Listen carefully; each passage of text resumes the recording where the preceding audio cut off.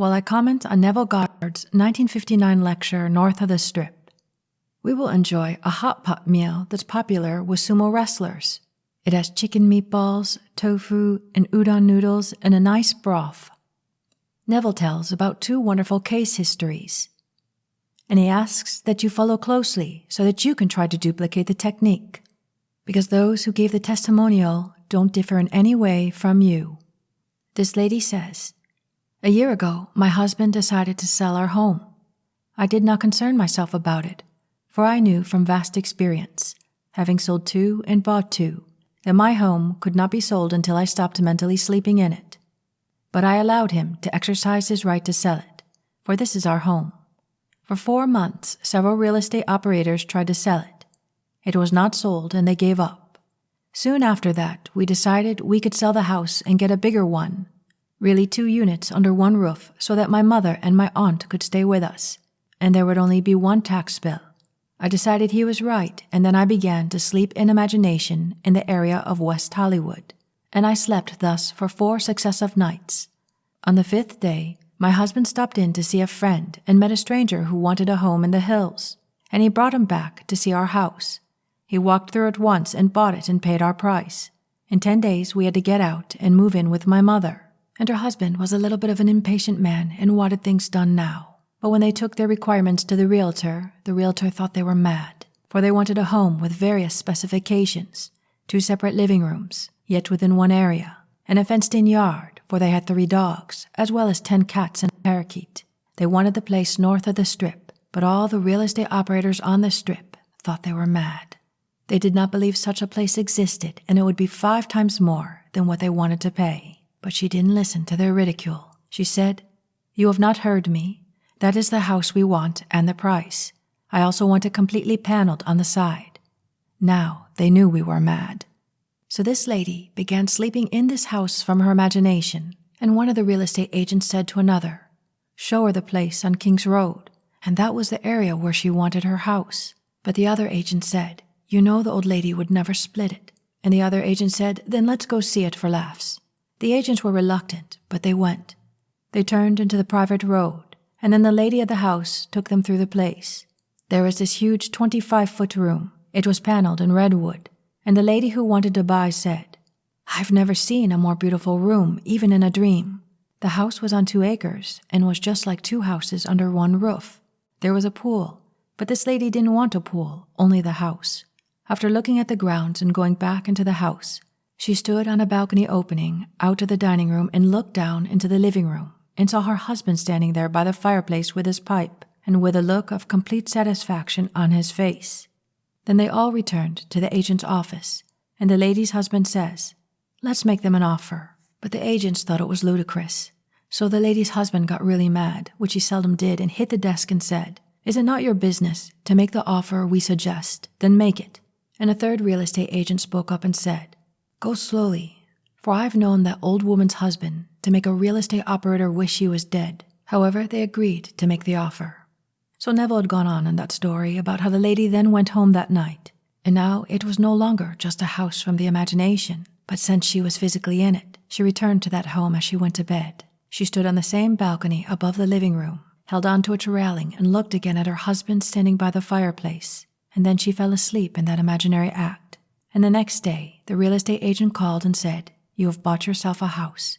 The owner agreed to split the property in half. She got the house in 1 acre just as she wanted, and just at the price she wanted. After 12 days of sleeping in a dream house, they bought it, and now they're going to live just in the house that the realtor said did not exist. So they sold their first house in 4 days of sleeping elsewhere. A total stranger walked through it once and bought it. So Neville taught a few things in this example. 1. Is there somewhere else that you want to be? And when you go to bed tonight, in imagination, you sleep there. Even if it's a place that's purely of your imagination, it's okay. If it's imagined, somehow it exists, in some way.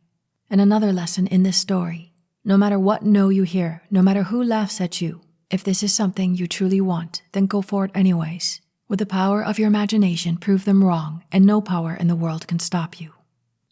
Now Neville shares another case history. Someone from a distance sent him a letter and asked for his help. But Neville teaches distance doesn't matter. There's no separation.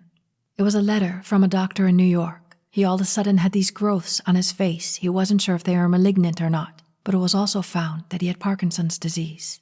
And he asked Neville, "Can you do anything when you are so far away?" "I am not 3,000 miles away, for everything is within me. I brought this doctor in imagination before me, and I put my hand on his face. I put it on a face that had no lumps. I felt only smooth skin. And then he and I walked together, and he did not stumble. He walked like a well man would walk. That is what I did." And then Neville got a letter telling him what happened. The lumps are gone, and he's no longer shaking. But this doctor knows that his condition is incurable. It is not, unless he thinks so. And Neville goes on to say, "If I had seemingly failed with him, it would not matter, for I would still be exercising my wonderful talent.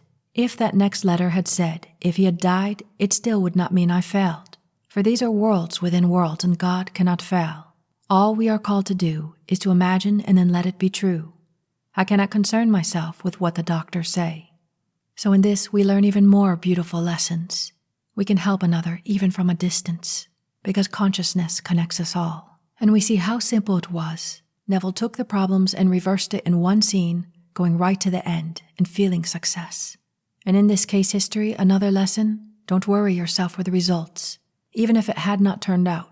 For nothing's in vain when you're exercising the imagination. And just as Neville had said, even if the guy had died, eventually he'll wake into another wake dream, and your blessing will follow into the new wake dream. And lastly, the power of touch. When you can touch something in your imagination, it's very powerful to bring it about. In closing, Neville says, "Tonight, you take your dream and make it a noble one and create a scene that would imply its fulfillment of your dream. And open that western gate being the feeling of touch and imagination."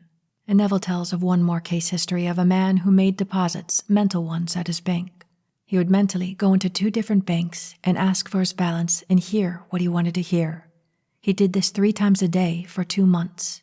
Then he went to Caliente and returned with $32,000. What he won was $3 more than the bank deposit he had mentally added up. I do not say go to Caliente, but I say put yourselves in that same state, and do not let someone tell you it is not spiritual. For while they are saying that, they are already wondering if they can borrow some of that check when you get it. So a couple things here that are so wonderful. First, to give a little back history, Neville's remarking how some people judge that we shouldn't use spiritual means to attain material benefits.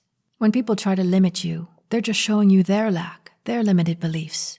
People can speak with such conviction when judging another, but can they really say that is 100% the only way? But if someone applies these mystical truths and they find success, and it hurts no one, what is there to judge?